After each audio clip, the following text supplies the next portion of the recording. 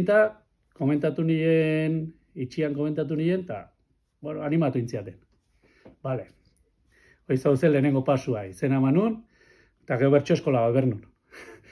Claro, entrenatu gabe nintzen, paiasu nahitea lehen nahiko einak, hau. Orduan, junitzen, eta bertso eskaliken ez nun topatu. Orduan, berriz fuera, berriz ez nintzen apuntatuko.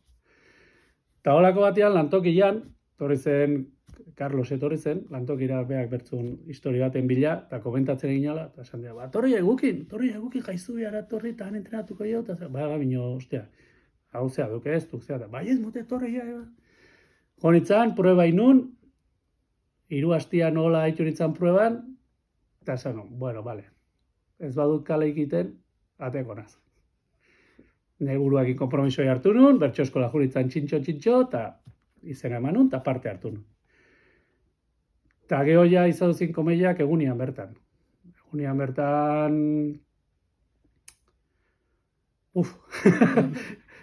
bertan gauza asko zian. Bat ziren, 25 urte ziren, santziaten elkartetik gaina nire azkeneko saioa, 1989an dokumentatu azagatela.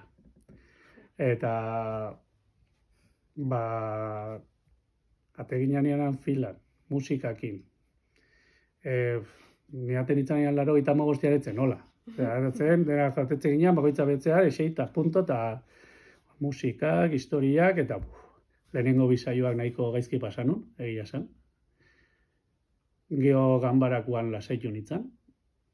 Ne buruakin bakarrikan jarri nintzen, eta zen, ia zonta etorri, ondo pasatzea etorri jazkar. Nire burua etzen, pasatzea dezerren, nire burua zen saio batin, eta punto, pasazkeo gaina marroi bat. Porque ja, hasi entrenatzen 6 puntuko motza.